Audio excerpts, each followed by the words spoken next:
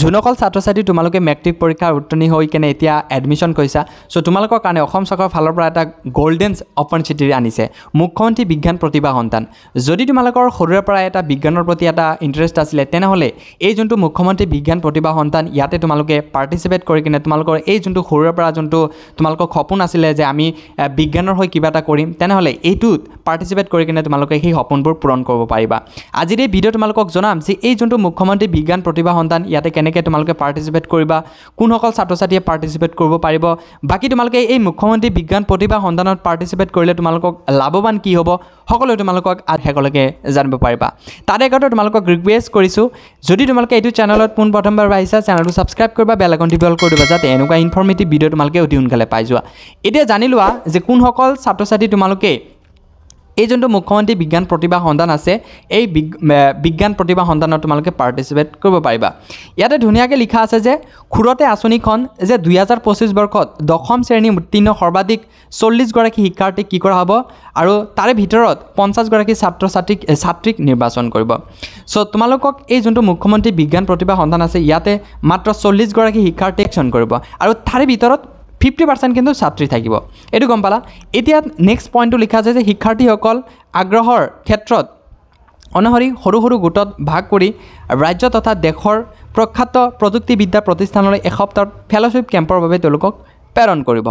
so যদি তোমালোকে এই যোনটো মুখ্যমন্ত্ৰী বিজ্ঞান প্ৰতিভা সন্তানত যদি তোমালোকে সিলেকশন হোৱা এই 40 জনৰ ভিতৰত তোমালোকক 3 জন বা 4 জনকে এনেকৈ গোট কৰিব আৰু সেই গোটবোৰ তোমালোকক এসপ্তাহৰ কাৰণে যিকোনো প্ৰযুক্তি ধৰি লোৱা IIT Guwahati IIT Bombay NIT Silchar এনেকুৱা তোমালোকক বিজ্ঞান প্ৰযুক্তি প্ৰতিষ্ঠানত তোমালোকক এসপ্তাহৰ কাৰণে তোমালোকক কি কৰা হ'ব ফেলোশ্বিপ কেম্পৰ বাবে তোমালোকক প্ৰেৰণ কৰিব পিছৰ পইণ্টটো কোৱা হৈছে যে প্ৰতিষ্ঠানসমূহৰ পৰামৰ্শদাতাসকলৰ দ্বাৰা শিক্ষাৰ্থীৰ প্ৰয়োজনত গোটেই বছৰ যদি অনলাইনত পৰামৰ্শ প্ৰদান কৰিব সো সেই যোনটো গোটত তোমালোকে থাকিবা যোনটো গ্ৰুপত থাকিবা সেই গ্ৰুপত তোমালোকক যিকোনো টিচাৰ এটা থাকিব আৰু টিচাৰে তোমালোকক অনলাইনত তোমালোকে গোটেই বছৰ যদি কি কৰিব অনলাইনত পৰামৰ্শ প্ৰদান কৰি থাকিব লগতে ইয়াত এই যে তোমালোকক 40 জন সিলেকশন কৰিব এই 40 জন সিলেকশন কৰাৰ ভিতৰত মাত্ৰ 3 জন শ্ৰেষ্ঠ শিক্ষাৰ্থীক বিদেশৰ কোনো উৎকৃষ্ট প্ৰযুক্তিবিদ্যাত প্ৰতিষ্ঠানৰ ভ্ৰমণৰ বাবে তোমালোকক নিৰ্বাচন কৰিব এইটো গম পালা এতিয়া কথাটো হ'ল যে কোনসকলে আবেদন কৰিব বাকি হয়তো HSLC পাছ কৰাৰ পিছত হয়তো বহুতে কিন্তু এতিয়া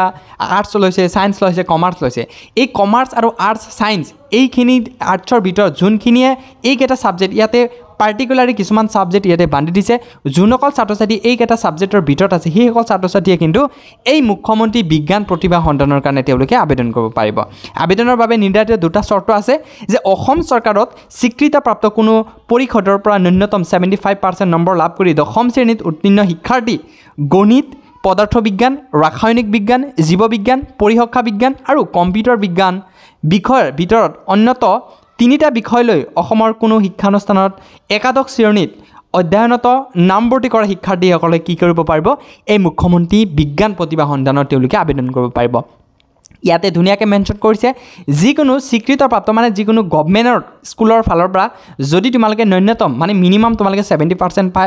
পাব লাগিব মেট্ৰিকত উত্তীৰ্ণ হ'ব লাগিব লগতে তোমালোকে গণিত পদাৰ্থ বিজ্ঞান আৰু ৰাসায়নিক বিজ্ঞান জীৱ বিজ্ঞান পৰিসংখ্যা বিজ্ঞান আৰু কম্পিউটাৰ বিজ্ঞান আৰু এই বিষয়ৰ ভিতৰত অন্যতম 3টা বিষয় লৈ যোনসকল ছাত্ৰ ছাত্ৰী তোমালোকে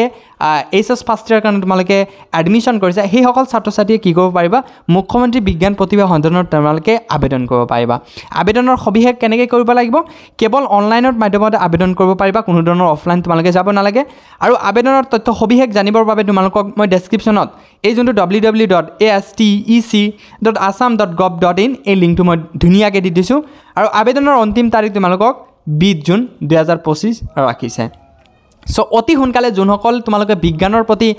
ইন্টাৰেষ্ট আছিল যোনসকল ছাত্ৰ ছাত্ৰী তোমালোকে ভাবা যে আমি বিজ্ঞান প্ৰযুক্তিলৈ আমি আগবাঢ়ি যাবলৈ চেষ্টা কৰোঁ সেই সকলোবোৰ ছাত্ৰ ছাত্ৰী তোমালোকে কি কৰিব পাৰিবা এই যোনটো তোমালোকৰ কাৰণে অপৰচুনিটি আনিছে অসম চৰকাৰৰ ফালৰ পৰা যে মুখ্যমন্ত্ৰী বিজ্ঞান প্ৰতিভা সন্তান এই মুখ্যমন্ত্ৰী বিজ্ঞান প্ৰতিভা সন্তানৰ জৰিয়তে তোমালোকে এইটো অপৰচুনিটি তোমালোকে লাভ কৰিবা আশা কৰোঁ এই ভিডিঅ'ৰ পৰা তোমালোকে উপকৃত হৈছা যদি তোমালোকে এই ভিডিঅ'ৰ পৰা কিবা লাভ বা উপকৃত হৈছে তেনেহ'লে নিশ্চয় এই চেনেলটো তোমালোকে ছাবস্ক্ৰাইব কৰিবা আৰু বেলেগৰ সৈতে তোমালোকে শ্বেয়াৰ কৰিবা যাতে এই যোনটো মুখ্যমন্ত্ৰী বিজ্ঞান প্ৰতিভা সন্তান আছে সকলোৱে পাৰ্টিচিপেট কৰিব পাৰে ধন্যবাদ